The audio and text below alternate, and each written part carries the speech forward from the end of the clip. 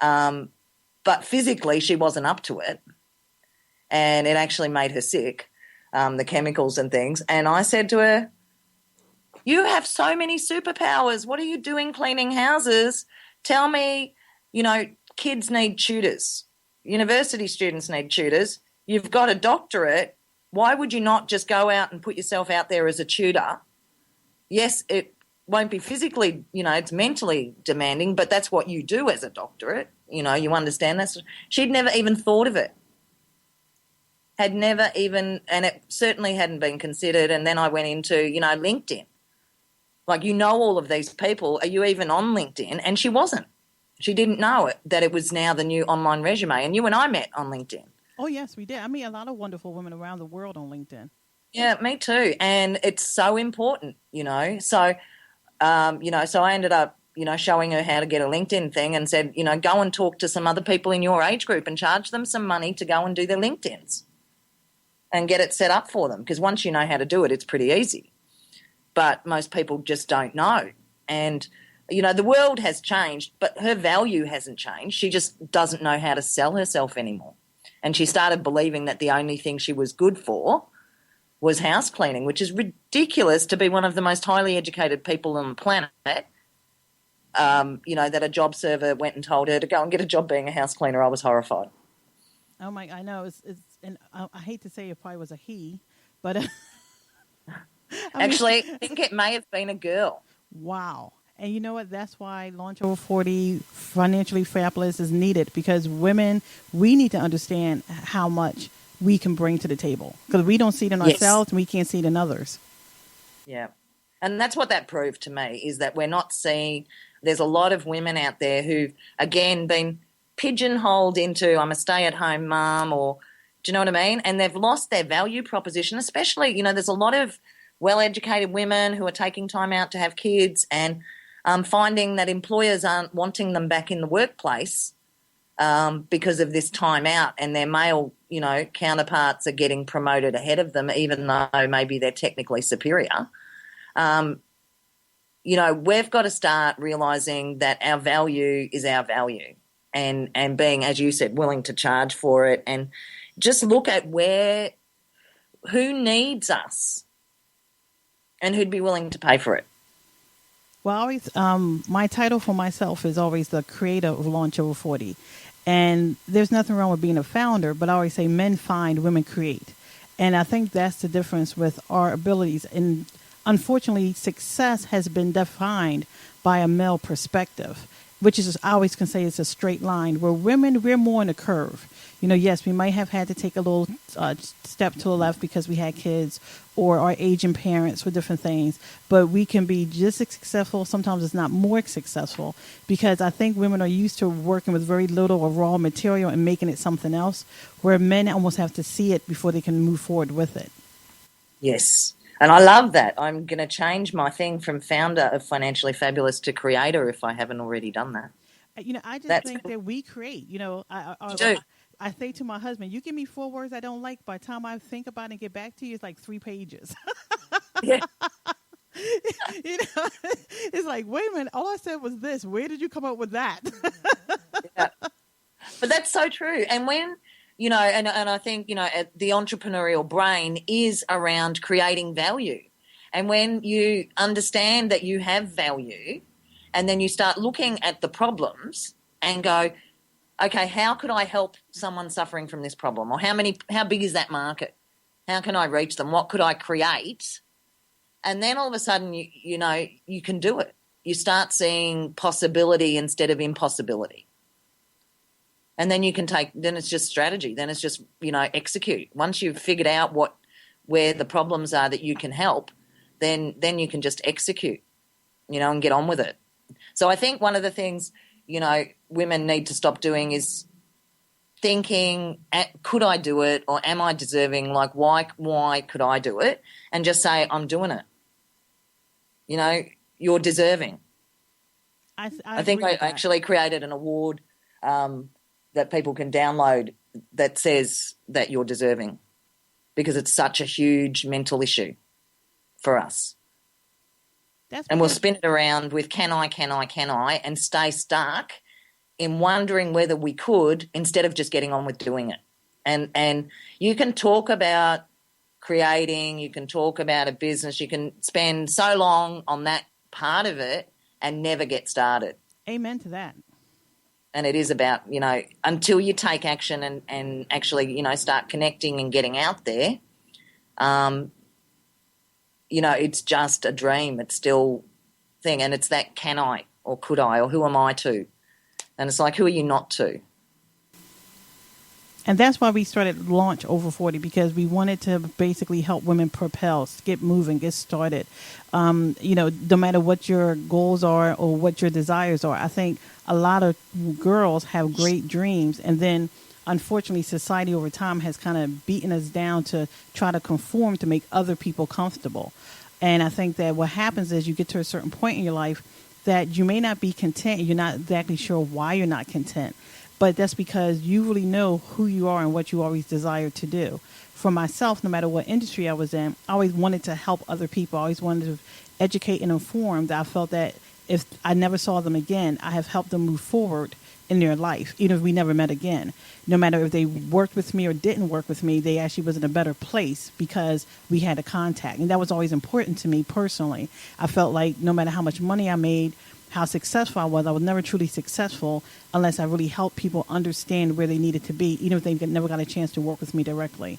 And everyone has that in them. They always, everyone has that one thing that if you never got paid for, you would do, you would be happy doing.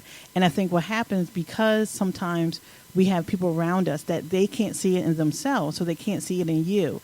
And then what happens is you spend years trying to be what other people think you should be or live how other people think you should live, and then it gets to the point that you're not being able to fake it anymore. Because the truth of the matter is, I do believe that even though women, we work for other people sometimes and they tell us what we're worth, but the Small Business Administration in America had did a study, and as of 2012, even though more women are starting businesses, they say about 68% of women businesses only make $25,000 a year gross.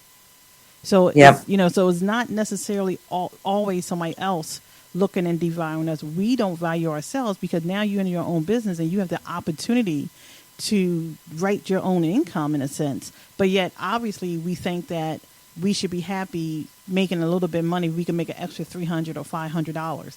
Then, we're doing well. But like you said, if you're taking time away, how much is your time worth? And if that's all you need, I know I talked to an older woman today that is in retirement. She's concerned about her Social Security benefits because if she makes too much money in her business, then it will actually affect it. But I'm thinking, if you make enough, do you really care? Exactly. Do you really care? But I know that, it is about sometimes, I think we need to get out of the mindset of surviving and really start thriving. Yes. When I worked at home, I didn't know what I was doing at first. I mean, when I first started, I was just determined to work from home, to make some extra income so I could be available to my boys. They were teenagers at the time. My husband commuted an hour, and I just refused to be in a position where I had to be an hour or two away. And I just determined, I looked at other people who were successful, and I started duplicating things that they did, even though I might not 100% understood it. But during that time, I did a lot of networking. And I found so many women that was so satisfied in making an extra $100. And I don't want to throw out any particular company name because all the companies that's out there that's helping women generate some income is great companies. But, sometimes you have to think, yes, you might be a little worth more than $1 for a lipstick.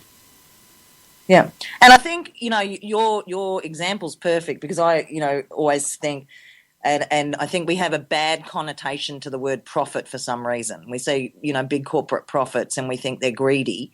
But, the thing you said about if you want to add value to everyone and that we meet, and I think that's something universally as women, we genuinely do care.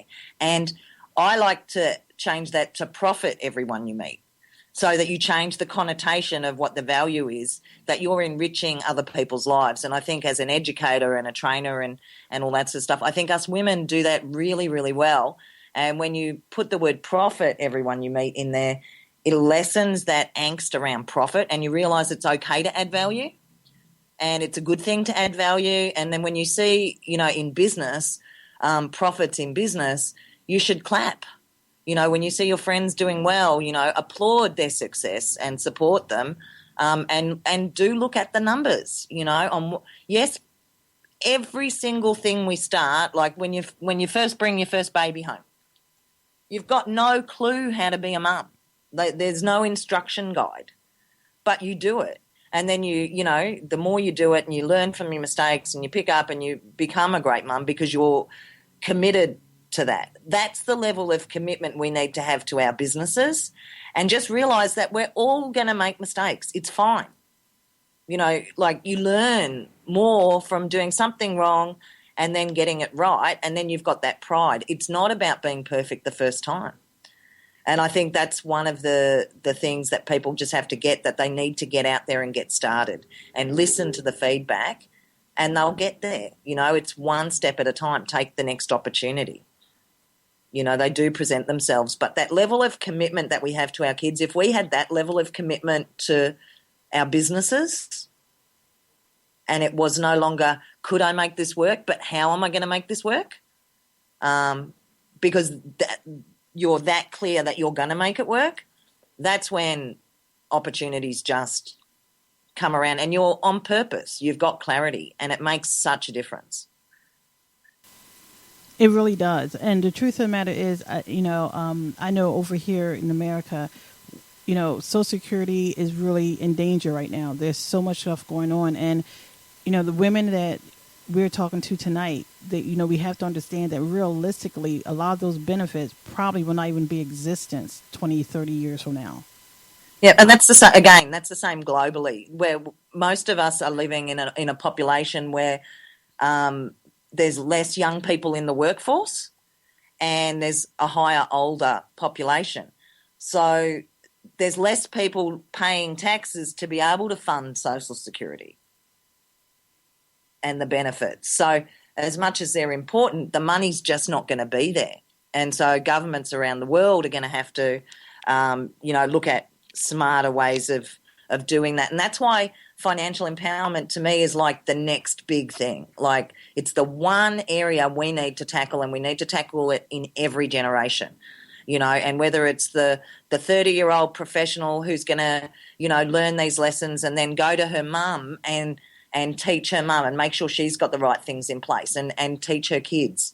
Do you know what I mean? It doesn't matter which one, but that's the one thing us women are good at. We love our families. And if we can start sharing it and sharing the lessons and instead of getting stuck in the problem, and I think, you know, why I love what you're doing, I think entrepreneurship will be the answer for women. I agree. I think that, I will say that everyone's not necessarily going to make that $1 million because they have no desire to.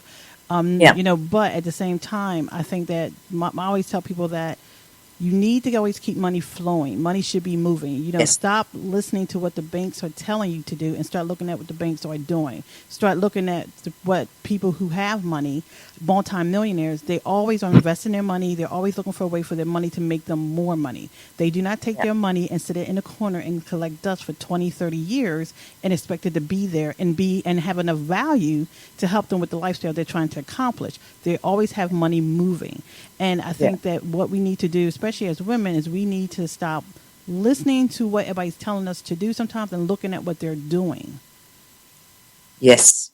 And I think, you know, I was saying have a look at what we do with our kids, you know, with our daughters and stuff. I was a bit horrified over Christmas just because had this idea in my head that I wanted to solve, and about, you know, the whole women saying that they can't afford to have children, and I'm just looking at the women I know, and there's a lot of them, and looking at what they did over Christmas and stuff, and they all overspent, most of them, on what their budgets were, because they wanted to be seen as generous and it's Christmas and all that sort of stuff.